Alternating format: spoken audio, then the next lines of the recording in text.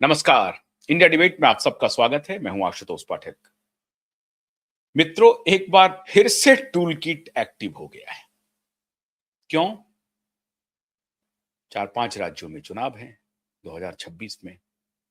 पश्चिम बंगाल निशाने पर है, फिर तमिलनाडु है, आसाम है और इसको ध्यान में रखते हुए फिर वही नैरेटिव शुरू हो गई।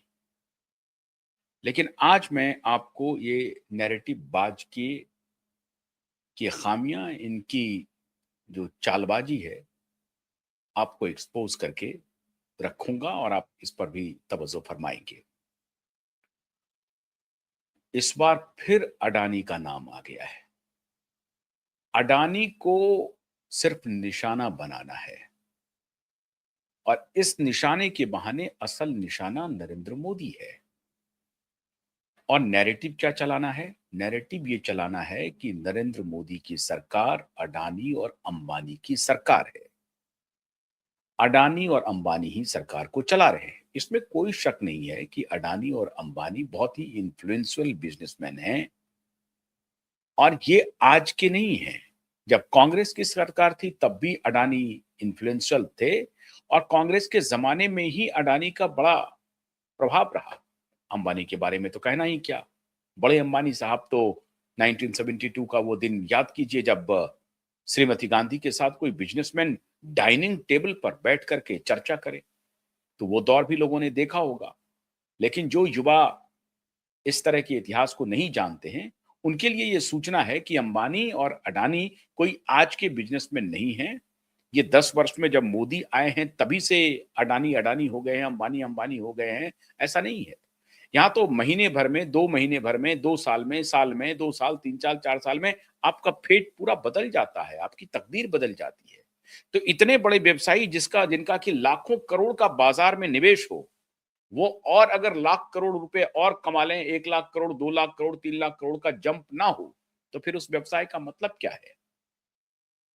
लेकिन झूठे आंकड़े, फॉल्स आंकड़े आपके सामने पेश करके कैपिटलिस्ट जो वेल्थ क्रिएटर हैं, उनके खिलाफ पूरा माहौल बना करके कि पूरा देश बेच दिया अडानी के हाथों, अंबानी के हाथों, देश पूरी तरह से बिक चुका है। ये नैरेटिव बना देना, ये बात सही है कि आप वेल्थ का सैचुरेशन नहीं होना चाहिए एक जगह, लेकिन ऐसा भी नहीं है। किसी दोनों व्यक्तियों के सामने में वेल्थ का सैचुरेशन हो रहा है। हाँ, परसेंटेज थोड़ा ज्यादा जरूर है, लेकिन ऐसा नहीं है कि अडानी अंबानी बाकी व्यवसायियों को कह रहे हैं कि तुमको हम मार देंगे, तुमको हम व्यवसाय करने नहीं देंगे, जो करेंगे वो हम ही करेंगे। कुछ सेक्टर्स में इनकी भले ही मोनोपोली हो, लेकिन ऐसा भी नहीं है कि सारे सेक्टर्स में अडानी अंबानी पूरी तरह से चमक रहे हैं और इनको कोई टक्कर नहीं दे रहा है। कुछ बात सच हो सकती है, कुछ बातें ऐसी हो सकती हैं कि कुछ फेवरेबल दोस्ती का लाभ उनको मिल रहा होगा। दोनों गुजरात से आते हैं, प्रधानमंत्री गुजरात से आते हैं, गृह मंत्री गुजरात से आते हैं, तो एक पावर शेयरिंग हो सकती है इनके ऊपर। आप कह सकते हैं कि भाई एक स्वाभाविक मित्रता हो सकती है जिसका लाभ इनको मिल सकता है किसी पॉलिसीज में या किसी अन्य चीज में। लेकिन ऐसा नहीं हो सकता है कि सब कुछ उठा करके इन्होंने अडानी और अंबानी को दे दिया है। अब ये कहानी हो रही है भारत से नहीं। भारत में जो भारत सरकार लोन दे रही है, भारत की बैंक लोन दे रही है, बैंक के पैसे डूब रहे हैं, अडानी डूब जाएगा तो बैंक डूब जाएगा, बैंक डूबेगा तो पूरा अर्थतंत्र डूब जाएगा। ये सब जो नैरेटिव चल रहा था, इससे नई बात बनी। मोदी अडानी के प्लेन में घूमते हैं, वो सारा स्पॉन्सर होता है, चुनाव का खर्चा अडानी देता है, इससे भी बात नहीं बनी। अब जो इलेक्टोरल बॉन्ड आया, उस बॉन्ड में तो बहुत कुछ नाम नहीं था उतना, क्योंकि ये लोग तो स्मार्ट बिजनेसमैन हैं। इलेक्टोरल बॉन्ड के माध्यम से आपको पैसा देंगे ऐसा नहीं हो सकता। लेकिन उसमें बहुत ज्यादा नाम नहीं आया, अंबानी का थोड़ा बहुत आया। लेकिन इस सबसे बात नहीं चली। 3 चुनाव हो चुके हैं लोकसभा के और कम से कम 2 चुनाव में, 2019 और 2024 में तो अडानी अंबानी प्रमुखता से छाया रहा, राहुल गांधी की जुबान पे और सारे अपोजिशन के जुबान पे। लेकिन वो बात चली नहीं, वो नैरेटिव चल नहीं सका। अब एक नया नैरेटिव आ रहा है और उसमें आपको याद होगा हिंडनबर्ग भी काम नहीं किया। हिंडनबर्ग एक कंपनी थी जो इनके स्टॉक एक्सचेंज में भारत के स्टॉक एक्सचेंज में कुछ बर्गलरी की कहानी लेकर के आए थे। कुछ उसमें कुछ धोखेबाजी हो रही थी, उसमें कुछ षड्यंत्र चल रहा था और उसको एक्सपोज किया कि कैसे शेयर मार्केट में ये खेल रहे हैं, अडानी की कंपनियां खेल रही हैं। और इसको कौन रिपोर्ट कर रहा है? तो हिंडनबर्ग कर रहा है। वो हिंडनबर्ग क्या है? वो कंपनी भी बंद हो गई। उनको एक एजेंडा मिला हुआ था कि भारत की जो सबसे बड़ी कंपनी है, उसको किसी तरीके से डिफेम करो, उसको शेयर मार्केट में बदनाम करो कि वो अपने शेयर के साथ खेल कर रही है, खिलवाड़ कर रही है। वो वहां पर किसको ब्राइब देती है, किसको नहीं देती है, इस पूरा उसका जो शेयर का जो खेल है, उसको एक्सपोज करके दुनिया के सामने रखो, उसको डिफेम करो। डिफेम करने की पूरी कोशिश की, पूरी बैटरी लग गई। सोशल मीडिया के इन्फ्लुएंसर दिन रात लग गए, हिंडनबर्ग की रिपोर्ट आ गई। आपको याद होगा कि एक इन्फ्लुएंसर थे जो एक हिंडन नदी है यहाँ पे गाजियाबाद में, वो हिंडन नदी नोएडा में भी बहती है। वो हिंडन नदी में एक ब्रिज के नीचे चल गए, वहां हिंडन हिंडन हिंडन हिंडन चिल्लाने लगे। अजीब तरह का, क्योंकि वो भी उनका भी नाम हिंडन नदी, हिंडनबर्ग, तो हिंडन हिंडन से जुड़ के वहां चले गए, हिंडन हिंडन हिंडन करने लगे। ये सब आपने देखा होगा। ये फुहड़ता और ये अज्ञानता का परिचय ये लोग सब दे रहे हैं लगातार। मामला क्या है अब? मामला है, मामला इन्होंने अब उठा दिया है अमेरिका से कि अमेरिकी मार्केट रेगुलेटर ने भारत सरकार को नोटिस भेज दिया और कहा कि आपके यहां की ये कंपनी जो है अडानी ग्रुप जो है, वो अमेरिकी शेयर बाजार में गलत काम कर रही है और इसके लिए उनको सम्मन भेजा गया है और उनको कहिए हाजिर होने के लिए। भारत सरकार ने अमेरिकी रेगुलेटर जो है, सिक्योरिटी एक्सचेंज कमीशन, अमेरिका की जो रेगुलेटरी कमीशन है, उसने जो नोटिस भेजा था भारत सरकार को, भारत सरकार ने उस नोटिस को दबा लिया, उस नोटिस को नहीं भेजा। तो डिप्लोमेटिक चैनल्स के माध्यम से जो अमेरिकी रेगुलेटरी एजेंसी को काम करना चाहिए था, उसको कहते हैं हॉग कन्वेंशन के तहत उनको भेजा गया कि अगर विदेश की कंपनियां किसी दूसरे देश में जाकर के स्टॉक एक्सचेंज में कुछ गड़बड़ी करती है, तो उसकी जो पेरेंट कंपनी है, अगर वो वहां पर उसको नहीं पकड़ धकर पाती है, तो पेरेंट कंपनी जो दूसरे देश में काम कर रही है, उस दूसरे देश की सरकारों के माध्यम से उन तक रीच आउट करती है।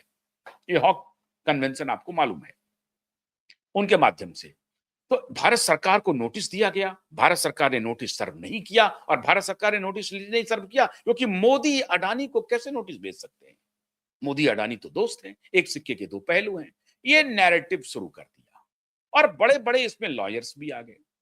आप हैरान होंगे आप मित्रों कि अमेरिकी रेगुलेटर ने अब क्या किया कि चूंकि भारत सरकार ने नोटिस का जवाब नहीं दिया, भारत सरकार ने पहले जो नोटिस का जवाब दिया उसमें कहा कि आपने जो नोटिस भेजा है वो सीलबंद नहीं है, उसमें सिग्नेचर नहीं है, ये नहीं है, वो नहीं है। तो फिर उधर से नोटिस आया अमेरिकी रेगुलेटरी की तरफ से कि नहीं नहीं, नोटिस इस तरह के जो डिजिटल नोटिसेज होते हैं उसमें सिग्नेचर और सीलबंद होने का क्या जवाब है? आपको भेज दिया गया, आप नोटिस सर्व कर दीजिए, उस पर रिप्लाई ले लीजिए। लेकिन भारत सरकार ने नोटिस नहीं भेजा, बड़े बड़े लॉयर करने लगे भारत सरकार अडानी को बचा रही है। ठीक है बात, यहां तक बात समझ में आ गई। अब क्यों टूल किट एक्टिव एक्टिव हो गया? क्योंकि टूल किट को एक खुराक मिल गया। खुराक क्या है? अमेरिकी रेगुलेटरी कमीशन जो है, ये सिक्योरिटी एक्सचेंज कमीशन जो है, ये सीधा अब सरकार को अप्रोच करने के बजाय अमेरिकी फेडरल कोर्ट चली गई और फेडरल कोर्ट में कहा कि भारत की जो कंपनी है अडानी समूह, उसने एक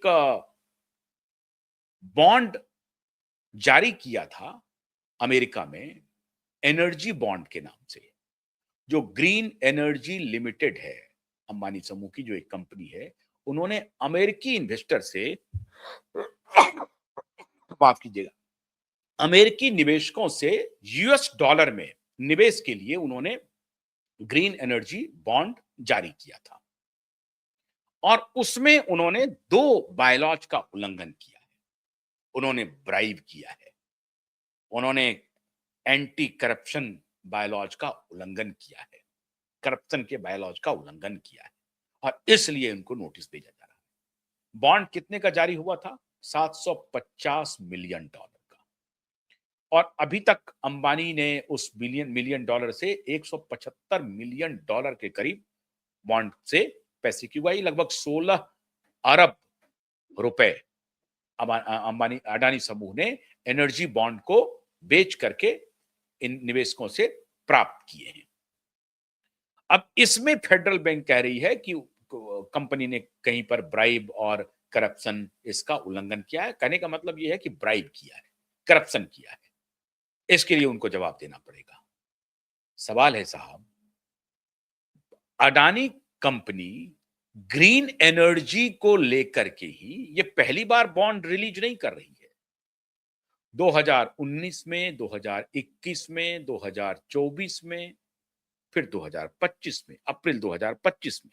अब कितनी बार किया है ये भी मैं आपको बता देता हूं कि क्यों क्यों क्यों क्यों क्यों ये बॉन्ड रिलीज करते हैं और उसके पीछे का कारण क्या है। पहला जो बॉन्ड हुआ ये है सितंबर 2019 में, तो पहले भी हुआ था, लेकिन ये मैं 2021 2020 में तो भारत में भी किया है, लेकिन 2024 और मार्च 2024 और नवंबर 2024 इसमें कितने कितने बॉन्ड किए हैं।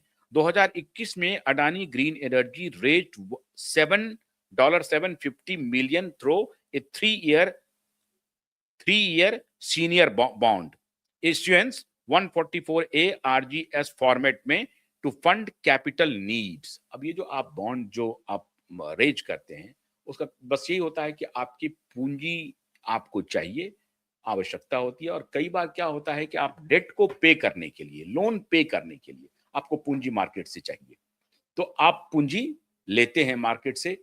और ये कहा जा रहा है कि अडानी बार बार अपने डेट को पे करने के लिए ही मार्केट से पैसे उगाही कर रहा है। ये सत्य नहीं है।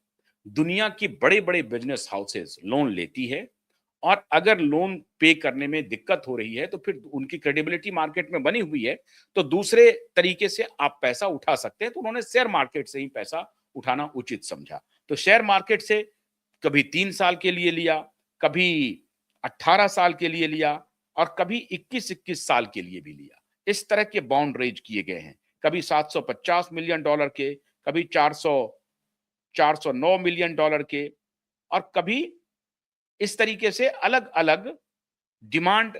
जब जब अडानी ग्रुप को लगा कि हमें इतने पैसे की जरूरत है, उन्होंने यूएस डॉलर में एनर्जी बॉन्ड रिलीज किया, और उनको मार्केट से उन्होंने पैसे लिए। ये पहली बार नहीं है। ये जो अप्रैल 2025 की कहानी आई है, ये पहली बार नहीं है, इसके पहले भी हुई है। लेकिन यहां का टूल किट एक्टिव हो गया कि अडानी, देखिए भारत अमेरिका में भी भ्रष्टाचार कर रहा है, और अमेरिकी सरकार अब जो है पूरी तरह से अडानी के खिलाफ हो गई है। अरे साहब, अडानी उसी यूएस शेयर मार्केट से एक नहीं कई एक बार बॉन्ड जारी करके मार्केट से पैसे उठा चुकी है। Billions thousand of billion dollar की कंपनी अगर है, मान लीजिए हजारों करोड़ की, लाखों करोड़ की अगर कंपनी है अंबानी अडानी, तो वो अगर मान लीजिए कि 1,000 करोड़ रुपए, 2,000 करोड़, 5,000, 20,000 करोड़ रुपए मार्केट से उठाती रही है, आपका क्या जा रहा है। आप लेकिन बड़े नैतिकवान हैं, करप्शन कर दिया अडानी ने, और अब देखिए फेडरल कोर्ट में चली गई है वहां की। कोई मामला है जिसकी सुनवाई होती है, इतनी बड़ी कंपनी है, कहीं ना कहीं कोई कुछ हो गई होगी कि बात मिस इंफॉर्मेशन हो गया होगा, मिस कम्युनिकेशन हो गया होगा, कुछ भी हो सकता है। तो ये कंपनी देखेगी, लेकिन नहीं, उसको तिल का ताड़ बनाना है। ये बात सही है कि मार्केट रेगुलेटरी वहां जो है, सिक्योरिटी एक्सचेंज कमीशन, वो फेडरल कोर्ट का रुख की है। ये बात सत्य है। ये भी सत्य है कि फेडरल अदालत में, फेडरल कोर्ट में उन्होंने ये प्ली भी दिया है कि अडानी ने इन लॉज का उल्लंघन किया। ये भी सही है।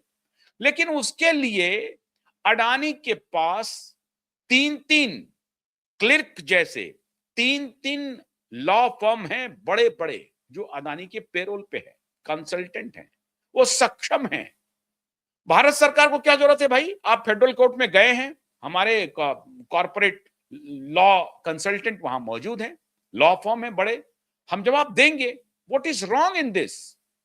लेकिन ये जैसे ही आया कि भारत सरकार बचा रही है अडानी को, भाई फेडरल कोर्ट, अगर अमेरिका का फेडरल कोर्ट अमेरिकी स्टॉक मार्केट से कोई पैसा कमा रहा है, उठा रहा है, फिर जहां से वो पैसा उठा रहा है वहीं उसको रीपे भी करना है, तो वो तो लॉ ऑफ द लैंड के हिसाब से बॉन्ड जारी कर रहा होगा। ऐसा तो है नहीं कि अडानी रातों रात वहां गया, बॉन्ड जारी किया और अली बाबा चालीस चोर की तरह पैसा लिया और भाग गया। ऐसा तो है नहीं। अडानी की वहां कंपनी है, अडानी के वहां पर दफ्तर हैं, अडानी के वहां पर लोग हैं।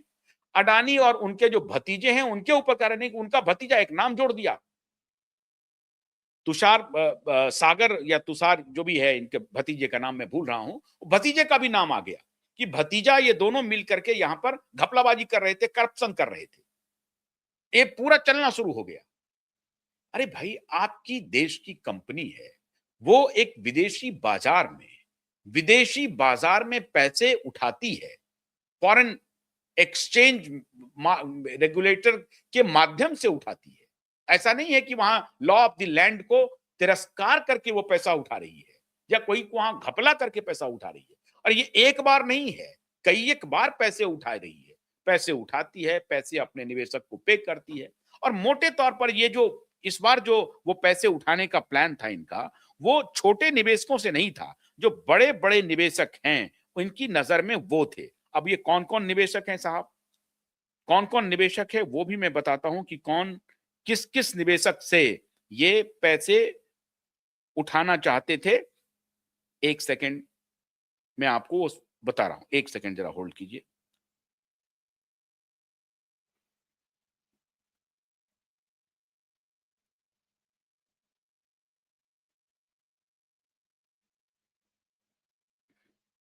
Black rock one of the company है उसमें, लेकिन वहां जो इंस्टीट्यूशंस हैं, फाइनेंशियल इंस्टीट्यूशंस हैं, उनसे मोटे तौर पर ये पैसे उठाने की इस बार प्लानिंग में थे।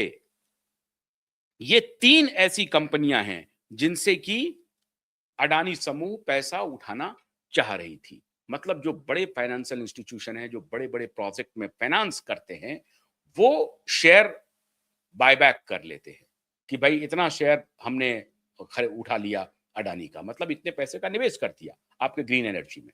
तो जो मोटे बड़े निवेशक, जो एचएनआई जिसको आप कहते हैं, हाई वैल्यू जो निवेशक हैं, जिसमें ब्लैक रॉक जैसी कंपनी जो है, उनके निवेश पर इनकी नजर थी कि उनसे हम फाइनेंस उठाएं और ग्रीन एनर्जी के प्रोजेक्ट में जाए। अब ये ग्रीन एनर्जी का प्रोजेक्ट क्या है? ये मोटे तौर पर ये सोलर प्रोजेक्ट है।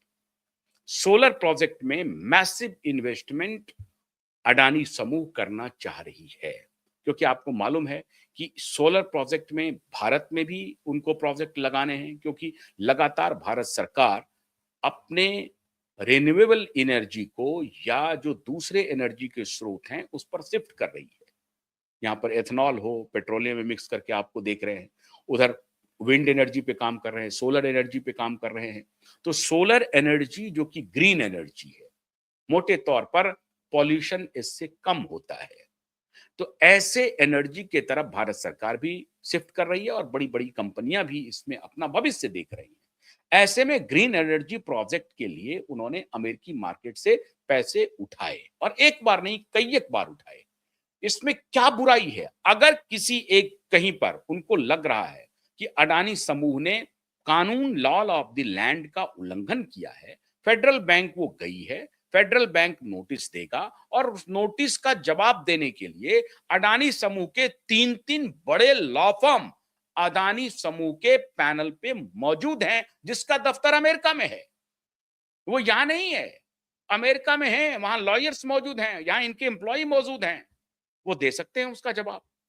आप लेकिन भारत की जगहसाई करने के लिए, भारत की अडानी कंपनी, आपको गर्व होना चाहिए कि अडानी अच्छा व्यापार कर रही है, अमेरिका में जाकर के झंडा गाड़ रही है, अमेरिकी निवेशक से पैसा उठा रही है। ये तो आपके लिए गर्व का विषय होना चाहिए कि डॉलर में पैसा उठा रही है अडानी। अब लेकिन आप अडानी को किसी तरीके से डिसहर्टन करें, किसी तरीके से डिमोरलाइज करें, तो मोदी के साथ रिलेशन जोड़ दीजिए कि भारत के प्रधानमंत्री के साथ उनका रिलेशन है और मोदी अडानी को बचा रहा है। क्यों बचा रहा है? कोई लॉजिक नहीं है।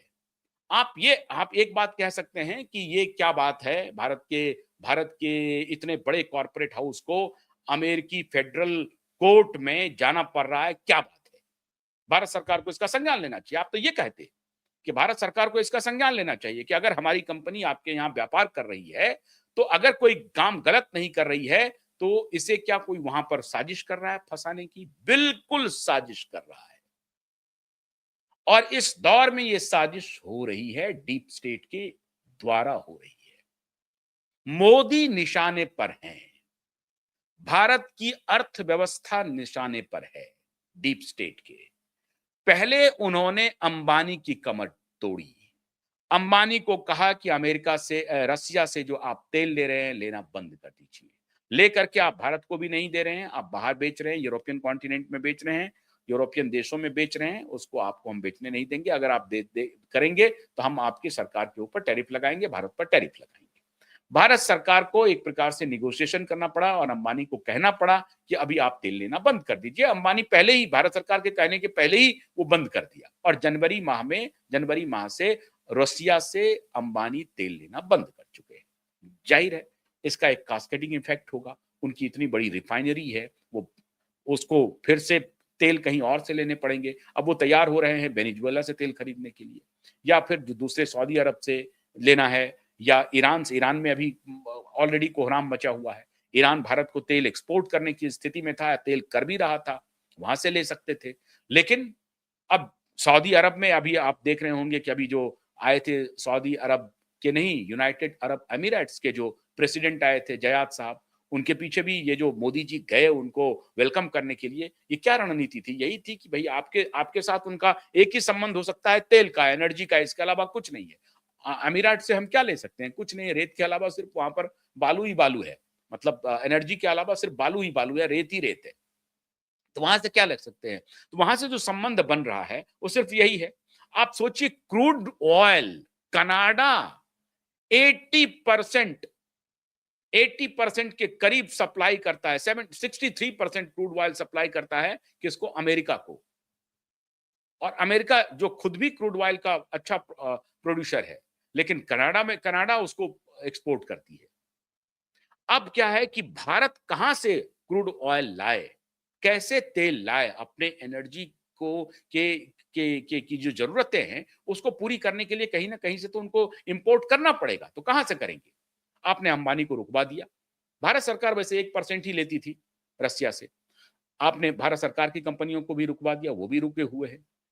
तो एक जो बड़ा व्यावसायिक समूह है, अंबानी समूह, उसकी कमर तोड़ने की प्लानिंग हुई, और दूसरी कमर तोड़ने की प्लानिंग जो एक और व्यापारिक समूह है अडानी, उसकी कमर तोड़ दो, उसको बदनाम कर दो। तो वो तो बदनाम करना चाह ही रहा है, लेकिन हमारा टूल किट क्या कर रहा है? हमारा टूल किट ये नहीं कह रहा है, कोई सवाल पूछे क्या आप क्यों गड़बड़ी कर रहे हैं, ये नहीं करना चाहिए, इससे भारत की जगहसाही होती है। अगर आप कर रहे हैं तो मैं ये नहीं कह रहा हूं कि अडानी को पूरी तरह से क्लीन चिट दे दीजिए। अगर आप ब्राइब कर रहे हैं, ब्राइब करते ही करते हैं। देखिए साहब, ये जो बड़ी कॉर्पोरेट कंपनियां हैं, ये खरीदते हैं लोगों को। भारत में तो तमाम ब्यूरोक्रेट्स बिके हुए हैं साहब। यहां से रिटायर होते हैं, अंबानी के कंसल्टेंट बन जाते हैं, यहां से रिटायर होते हैं, अडानी के कंसल्टेंट बन जाते हैं। तो what is wrong in this? It has become new normal. इसमें कोई सवाल नहीं है। कांग्रेस के जमाने में जो ब्यूरोक्रेट होते थे यहाँ पे, वो चले जाते थे रिलायंस में। आजकल जो हमारे यहाँ ब्यूरोक्रेट्स हैं, उनके बच्चे अंबानी के ऑब्जर्वर फाउंडेशन में काम कर रहे हैं, अमेरिका के चीफ बने हुए हैं। ये बड़ा तहलका मचा था। और वो कौन है? जयशंकर साहब के पुत्र हैं, सुपुत्र हैं साहब, उनके बारे में चर्चा है। तो ये सब तो बात होते ही रहती है। भारत की ब्यूरोक्रेसी इन्हीं कॉर्पोरेट घरानों पर जिंदा है। भारत के एडिशनल सेक्रेटरी से ऊपर और सेक्रेटरी, चीफ सेक्रेटरी, तो समझ लीजिए उनके बाल बच्चे क्या करते हैं आपको पता भी नहीं चलेगा जीवन में, क्योंकि ये सभी पेरोल पे होते हैं कॉर्पोरेट घरानों के। तो it is a open secret. लेकिन मोदी को क्यों घसीट रहे हो इसमें? तो सवाल है, मोदी को क्यों घसीटा जा रहा है? मोदी तो 11 साल पहले आया है। मोदी के पहले जो 70-60 साल गया, उस 60 साल में हुआ क्या? इसका जमा खर्च नहीं है, उस पर कुछ नहीं बोलना है, उस पर चुप्पी साधे रहना है। उस दौर में कितने सेक्रेटरी तुम्हारे कहां कहां बिके? हमें तो डर था कि एप्स्टीन फाइल जो अभी रिलीज हुआ है, उसमें भारत के बहुत सारे ब्यूरोक्रेट फंसेंगे। पता नहीं, लेकिन उसका किसी का नाम आया नहीं। लेकिन आशंका थी, उस पर चुप्पी सधी हुई है। लेकिन अभी भारत की, अभी देखिए वर्ल्ड बैंक का अभी नया डेटा आ गया। आईएमएफ पहले ही कह रहा था, वर्ल्ड बैंक का नया डेटा आ गया कि 2026 में भारत का जो जीडीपी है वो 7.2 से भी अधिक बढ़ती रहेगी। 7% से तो ऊपर का ग्रोथ रहेगा ही रहेगा। अब आप बताइए, ऐसी परिस्थिति में जब अमेरिका सैंक्शन की धमकी दे रहा है, टैरिफ हाइक करने की धमकी दे रहा है, हालांकि उसकी पोल पट्टी खुल गई, वो 500% वाला खेल खत्म हो गया, क्योंकि उनका जो पीस बोर्ड है उसमें भारत ने बत्ती लगा दी। पीस बोर्ड में भारत नहीं जा रहा है। और एक जो आपका पड़ोसी गया है शहनवाज शरीफ, तो शहबाज शरीफ जो गया है, शहबाज शरीफ के खिलाफ बगावत हो गई है पाकिस्तान पर। इस पर मैं अलग से एक डिटेल वीडियो बनाऊंगा।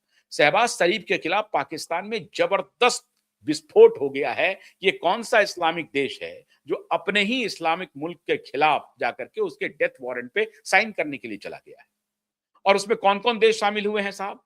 जितने डिक्टेटोरियल स्टेट्स हैं उसके राष्ट्रीय अध्यक्ष वहां पर उस पीस बोर्ड में शामिल हो गए हैं। जिन्होंने कभी अपने जीवन में अपने देश में पीस नहीं स्थापित किया, वो सभी इनके पीस बोर्ड में शामिल हो गए हैं। एक एक बिलियन डॉलर दे करके। और ये क्या कह रहा है डोनाल्ड ट्रंप? एक एक बिलियन डॉलर ला और इस बोर्ड को हम बनाएंगे, इसको हम चलाएंगे। मतलब यूएन को, यूनाइटेड नेशन को डिफंक करने के लिए उसके ख्याली प्लाव वाला ये पीस बोर्ड उन्होंने लॉन्च किया है।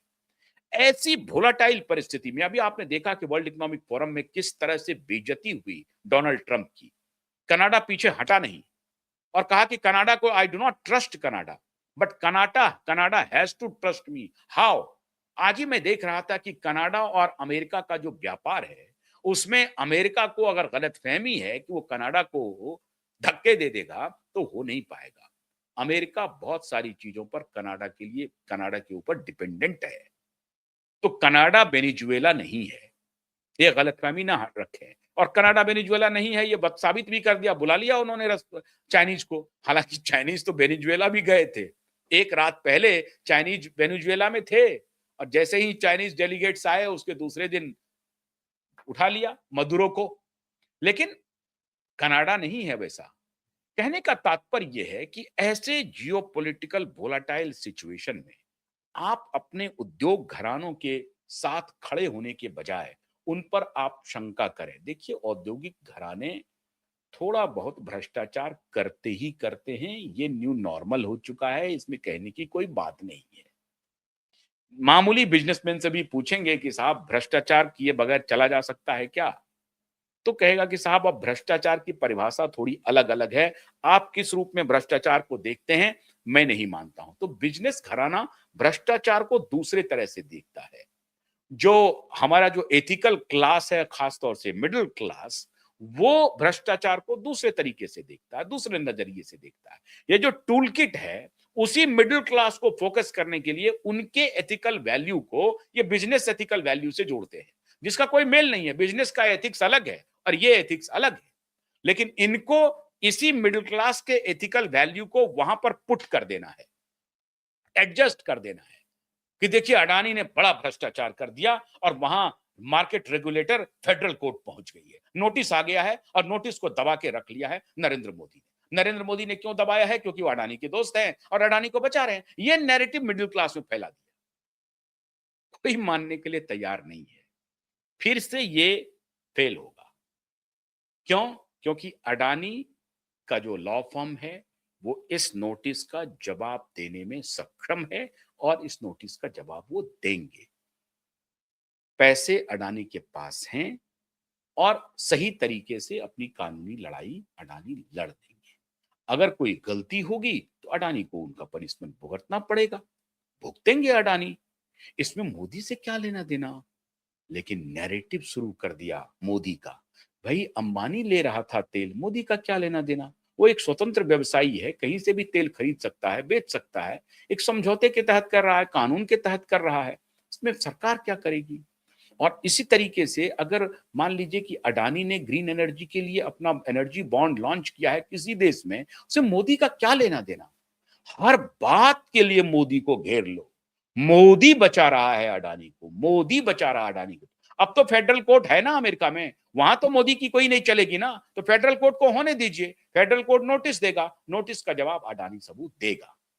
मोदी को मत घेरिए, मत घेरिए। आपका टूल किट फिर फुस हो गया। क्यों? क्योंकि टूल किट सत्य को आगे नहीं बढ़ा रहा है, असत्य को आगे बढ़ा रहा है, गलत नैरेटिव ढूंढ रहा है, बना रहा है, जनता को गुमराह कर रहा है।